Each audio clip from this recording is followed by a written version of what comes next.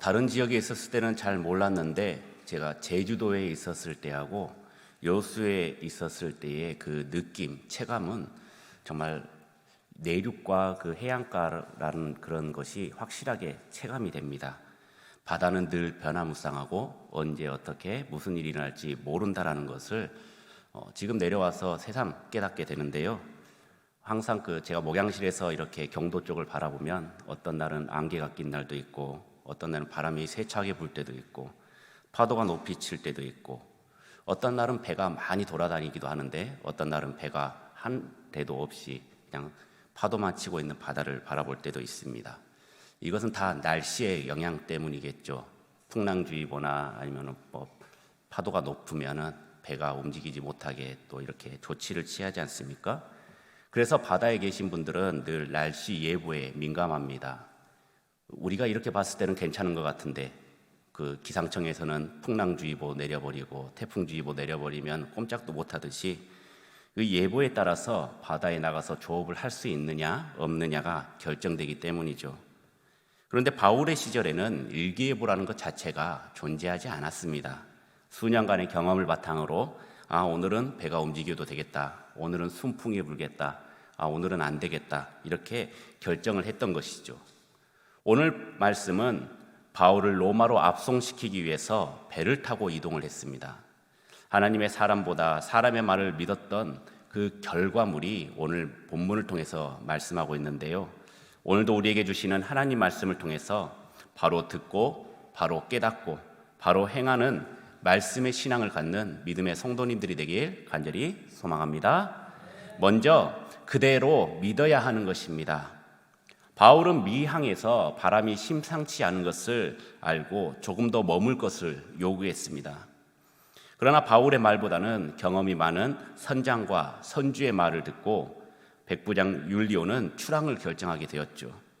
결국 바울을 포함한 276명을 태운 배는 미항에서 출발해서 로마로 향하였습니다.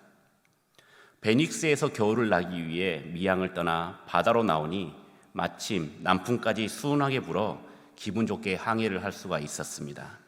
이들은 의기양양했고 역시 경험을 무시하면 안 되지 하면서 자만했습니다. 그런데 이 배는 얼마 안 가 위기를 맞이합니다. 유라굴로라는 광풍이 크게 일어서 배 안에 있는 모든 사람이 살 소망을 잊어버렸던 것이죠. 광풍이 몰아치고 배를 삼킬 만한 큰 파도가 요동치는데 배 가운데 아무런 희망이 보이지 않을 때 바울은 하나님의 사자로서 이방인을 위한 전도사로서의 사역을 그때 시작을 했다라는 것입니다. 먼저 바울은 사람들의 생명을 생각했습니다. 하나님의 보호하심으로 생명이 무사할 것을 그들에게 증거했던 것입니다. 그리고 바울은 하나님의 사자에서 들은 약속을 선포하였습니다. 안심하라, 너희 중에 아무도 생명에는 손상이 없다. 여러분들, 폭풍 속에서 그 난리 막 브루스를 치고 있는데 그런 말을 하고 있는 바울을 상상해 보시기를 바랍니다. 얼마나 위로가 되고 힘이 되는 말일까요? 바울은 광풍으로 태풍으로 죽어서는 안 될 자였습니다. 왜냐하면 하나님께서 로마로 가서 복음을 전하도록 계획하셨기 때문입니다. 바울이 광풍으로 죽지 않도록 하나님께서 보호하여 주신다는 것은 곧 배 안에 있는 모든 사람의 생명이 보장된다는 것을 뜻하기도 한 것입니다. 배에 탄 모든 사람이 생명을 보장하는 그 바울의 이러한 역할이 어떻게 보면은 요나와 너무나도 비교가 되지 않습니까? 하나님께서는 요나에게 니누에로 가서 복음을 전하라고 했을 때 요나는 원수의 나라 니누에로 가지 않고 다시스로 가는 배에 올라탔습니다. 그가 배 깊은 곳에서 잠을 자고 있을 때 배는 풍랑을 만나서 거기에 있는 사람들이 죽음의 문턱에 이르렀습니다. 문제의 원인을 찾고자 제비를 뽑아보니 요나가 뽑히게 되었고 요나는 순순히 자백을 함으로써 자신의 죄를 알리게 되었습니다. 그리고 요나가 빠짐으로 인해서 바다가 잔잔케 되었죠. 하나님께서는 요나를 니누에로 보내기 위해 풍랑을 만나도록 하셨던 것입니다.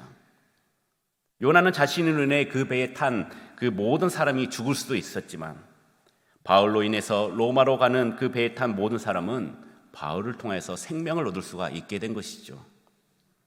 이처럼 그리스도인의 삶이라는 것은 타인에게 생명을 주는, 생명을 보장하는 삶을 살아야 하는 것입니다. 그리스도인은 어떠한 위기 그리고 어려움 속에서도 하나님의 약속을 믿으며 타인에게 확실한 믿음을 심어줘야 하는 것입니다. 바울은 하나님의 사자가 전한 그 안전의 약속을 배 안에 사람들에게 전했던 것입니다. 그러면서 주님의 복음을 전했던 것이죠. 내가 믿는 하나님이 이렇게 말했다. 너희들은 안심하라. 너희들은 살 수 있다. 그는 그런데 말로만 위로하지 않고 그리고 확신을 그렇게 주지 않았습니다. 여러 날 동안 아무것도 먹지 못한 사람들을 위해서 음식을 제공했습니다. 바울은 생명을 보장받은 자로서의 살 소망이 있었던 것이죠. 그러기에 직접 빵을 가져다가 축사하고 배 안에 있는 276명에게 먹으라고 권했던 것입니다. 그러한 섬김이 배 안에 사람들에게 위로가 되었고 살 희망을 주었던 것이죠.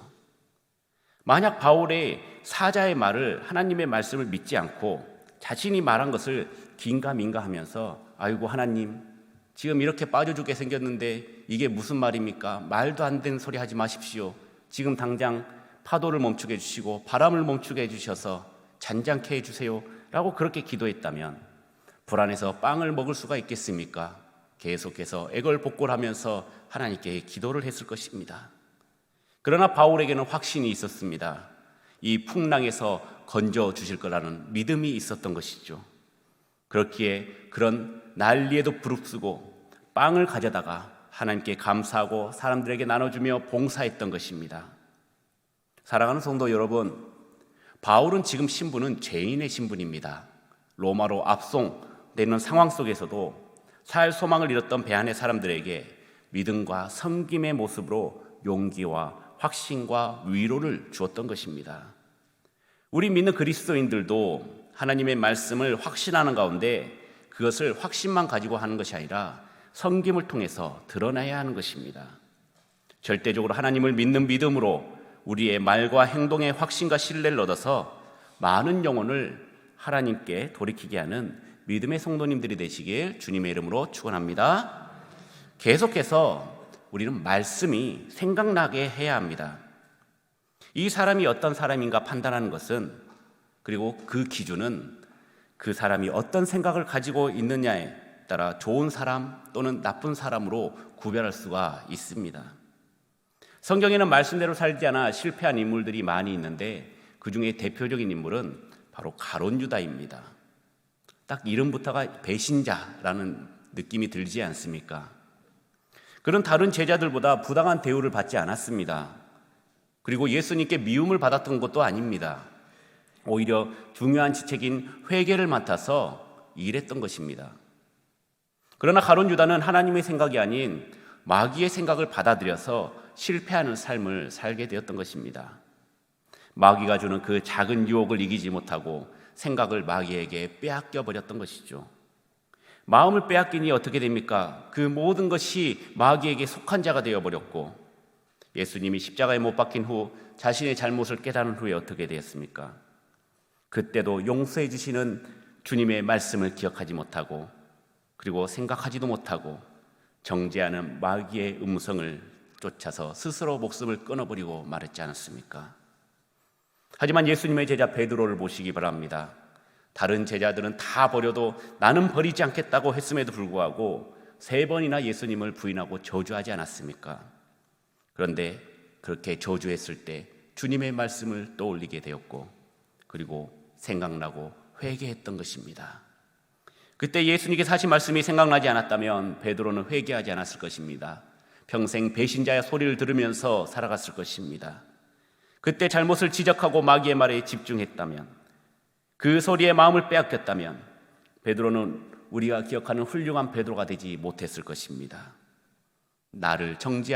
자신을 정죄하는 그 마귀를 무시하고 예수 그리스도의 음성에 귀를 기울였을 때 베드로는 회개함으로써 승리할 수가 있게 된 것이죠.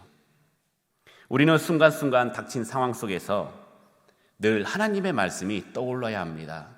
이 세상의 지혜보다 이 문제를 어떻게 하면 풀면 좋을까, 법에 따라 그런 것이 아닌 때에 따라 우리에게 주신 하나님의 말씀을 받아들이고 그 말씀대로 우리가 실행한다면 어떤 문제도 해결할 수가 있게 되는 것이죠.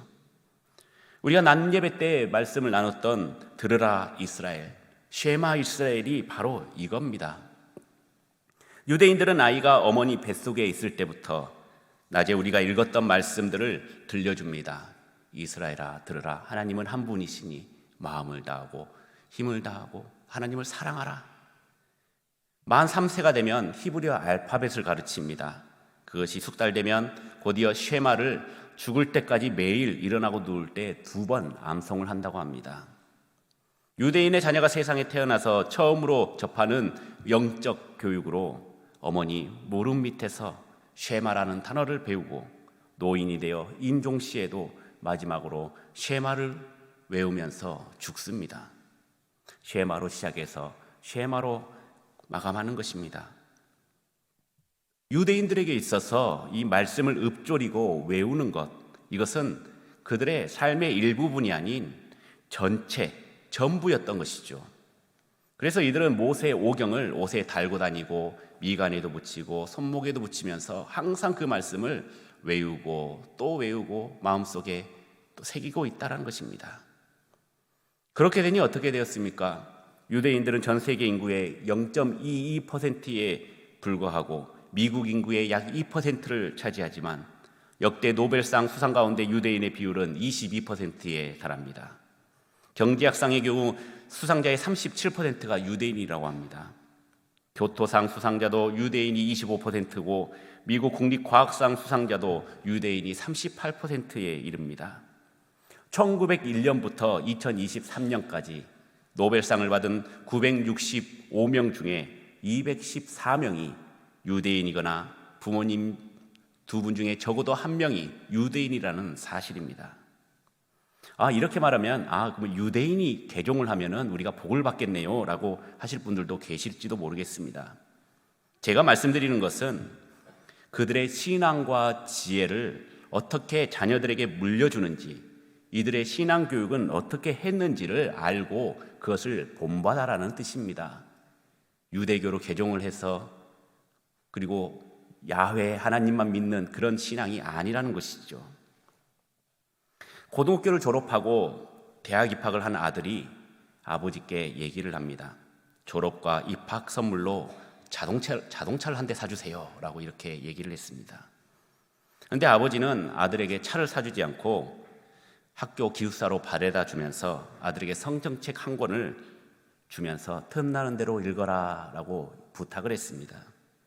특히 빌립보서 4장 19절 말씀은 너의 인생에 큰 도움이 될 테니까 꼭 펴서 읽어보라고 부탁까지 했습니다. 그러나 자동차를 사주지 않는 그 아버지로 해서 이미 마음이 상할 대로 상한 아들은 성경책을 기숙사 한쪽에다가 팩 던져버리고 읽지 않았던 것이죠. 그리고 아버지를 만날 때마다 자동차를 사달라고 졸랐습니다. 왜 안 사주십니까? 좀 자동차 좀 사주세요. 그때마다 아버지는 이렇게 얘기합니다. 성경은 읽었느냐? 성경은 읽었느냐? 빌립보서 4장 19절 말씀 읽었느냐? 그렇게나 말할 뿐 자동차는 사주지 않았던 것이죠. 4년이 지나고 졸업하는 날 부모님이 졸업을 축하하기 위해 아들을 만나러 왔고 아버지는 아들에게 준 성경책을 찾았습니다. 아들아, 성경은 읽었니? 성경책은 어디 있니?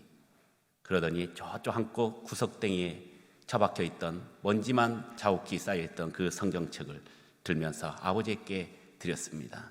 여기 있습니다. 아버지께서 제게 차를 사주지도 않는데 이 성경책이 무슨 소용이 있겠습니까? 그러자 아버지는 아들에게 성경책을 주면서 빌립보서 4장 19절을 읽어보라고 얘기를 했습니다. 아들은 마지못해 그것을 폈죠. 빌립보서 4장 19절은 나의 하나님이 그리스도 예수 안에서 영광 가운데 그 풍성한 대로 너희 모든 쓸 것을 채우시리라. 이 말씀과 함께 그 페이지에는 자동차 한 대 값에 해당하는 수표가 들어있었던 것입니다. 이 아들은 얼마나 황당하고 또 부끄러웠고 또 민망했을까요? 지금까지 4년의 시간이 굉장히 헛된 시간을 보냈던 것입니다. 아버지께서 그렇게 빌립보서 4장 19절 말씀을 읽어보라고 했으면 창세기부터는 아니더라도 맨 먼저 빌립보서 4장 19절을 펼쳤을 것입니다. 그렇다면 차를 살 수 있는 돈이 그 가운데 있었는데, 진리가 그곳에 있었는데 이 아들은 어두워서 보지 못했다라는 것이죠. 사랑하는 성도 여러분, 책가필 속에 들어있는 그 수표처럼 우리 가운데 주시는 기쁜 소식, 아름다운 일들은 이미 말씀 가운데 준비되어 있습니다. 우리는 그것을 찾기만 하면 되는 것입니다. 멀리 있지 않습니다. 바로 여러분들 눈앞에, 여러분들 몸 앞에 있는 바로 성경책, 이것이 바로 진리의 말씀이고 또 생명의 말씀인 것입니다. 말씀을 펼치시길 바랍니다. 이 말씀을 펼치시고 읽으시기 바랍니다. 그 가운데 여러분들의 삶의 지혜가 들어있고 어떻게 살아가야 되는지 길이 열려 있는 것입니다. 그리고 그 아름다운 소식을 다른 사람들에게도 전달하시는 믿음의 성도님들이 되시길 축원합니다. 마지막으로 말씀을 실천해야 합니다. 말씀을 아는 것과 듣는 것과 실천하는 것은 각각이 아닌 하나입니다. 이것이 하나로 같이 이루어져야 되는 것이죠. 말씀을 듣기만 하고 행동이 뒤따르지 않는 것, 말씀에 순종이 없는 신앙인은 불행한 신앙입니다. 아무리 말씀을 들어도 우리의 생활에 변화가 없고 말씀을 듣고 실천하는 노력이 없는 신앙은 가짜 신앙이기 때문입니다. 행위로 구원받는 것은 절대로 아닙니다. 하지만 구원받는 하나님의 자녀는 반드시 신앙의 실천이 자연스럽게 뒤따르게 되어 있는 것이죠. 그것이 바로 구원받는 그리스도인의 증거라는 것입니다. 예수님을 믿기 전이나 예수님을 믿은 다음이나 별 차이가 없다면 한번 여러분들의 신앙을 철저히 한번 점검해 보실 필요가 있는 것입니다. 이것은 교회의 재직이라고 해서, 심지어 목사라고 해서 거듭난 그리스도인이 되는 것은 아닙니다. 직분이 사람 만드는 것, 믿음의 사람을 만드는 것이 아니라는 것이죠. 하나님께서 살아계신과 그리고 예수 그리스도의 그 십자가 사건과 부활의 역사를 믿는다고 말은 하지만 진짜 그게 사실일까? 그렇게 실제로 믿음 없는 사람들이 존재하고 있다는 것입니다. 참 슬픈 현실이죠. 하지만 내가 들은 말씀을 실천하는 신앙인은 복이 있는 신앙인들입니다. 야고보서 1장 25절 말씀에 자유롭게 하는 온전한 율법을 들여다보고 있는 자는 듣고 잃어버린 자가 아니요 실천하는 자니 이 사람은 그 행하는 일에 복을 받으리라 라고 말씀하고 있습니다. 신앙은 쉽게 얘기하면 행동입니다. 행동으로 보여주는 것입니다. 철학은 머릿속으로 할 수 있습니다. 생각할 수도 있습니다. 지식은 머릿속에 축적할 수 있습니다. 하지만 신앙은 머리로만 가지고서는 완성되지가 않습니다. 신앙은 반드시 행동이 뒤따르게 되는 것이고, 그 행동이 뒤따르게 된다는 것은 무엇입니까? 여러분들의 생활이 바뀐다라는 증거입니다. 참된 신앙인 역시 말씀을 듣습니다. 쉐마 이스라엘, 들으라 이스라엘 같이 우리도 말씀을 듣습니다. 똑같은 말씀입니다. 제가 받는 말씀, 여러분들이 받는 말씀, 각각의 사람들에게 받는 말씀은 다 똑같습니다. 하지만 실천하지 않는 자들이 있다는 것입니다. 건성으로 듣는 것이 아니라 방금 읽었던 말씀처럼 또 들여다보고 이것을 마음판에 새기고 그리고 관심을 가지고 잊지 않는 신앙, 한마디도 빼놓지 않고 그 의미를 되새기면서 생각하며 듣는 신앙, 말씀 속에서 우리의 살 길이 제시되어 있기 때문에 그 말씀대로 살려고 발버둥치고 노력하는 그런 생활, 그 신앙이 우리에게 필요하다는 것입니다. 한 사람이 죽어서 천국에 들어갔습니다.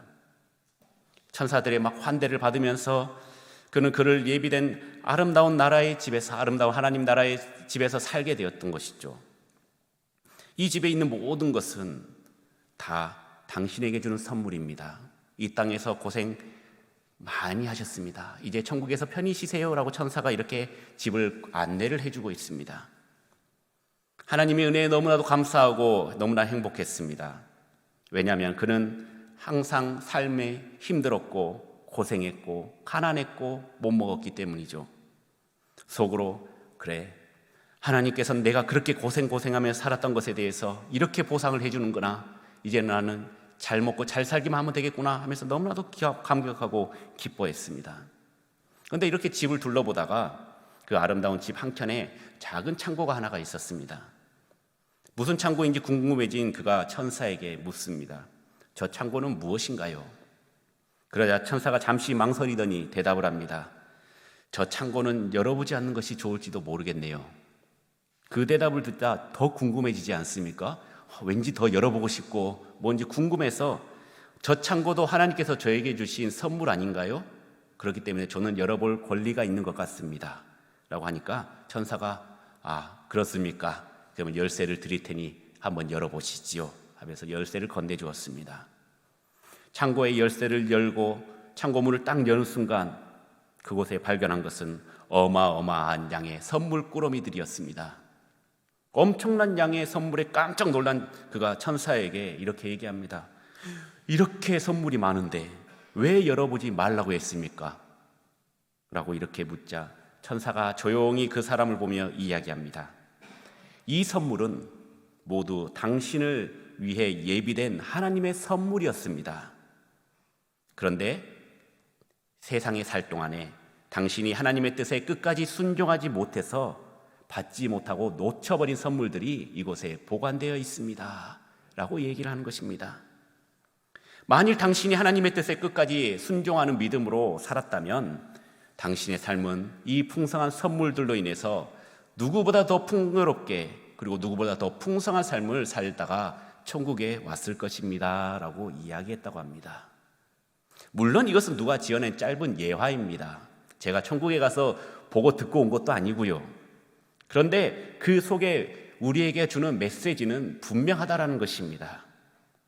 우리가 하나님의 뜻대로 온전하게 순종하지 못하면 하나님께서는 우리를 위해 예배해 두신 그 아름다운 선물들을 우리가 받지도 못하고 누리지도 못하고 다 놓쳐버리고 만다라는 것이죠. 그렇기 때문에 하나님의 은혜를 입기 위해서는 하나님의 뜻을 온전하게 이루기 위해선 우리가 하나님의 인도하심을 온전하게 받기 위해서는 반드시 믿음의 행동이 요구된다라는 사실입니다. 그 믿음대로 행하는 온전한 믿음, 그 믿음이 하나님 나라의 백성의 증표이고 그 믿음이 하나님의 백성의 삶의 원동력이 된다는 사실입니다. 사랑하는 성도 여러분, 믿음의 사람은 다른 것 아닙니다. 하나님의 말씀에 순종하는 자들이 바로 믿음의 사람들입니다. 말씀 그대로 이루어지라는 그 믿음을 가지고 살아가는 사람들입니다.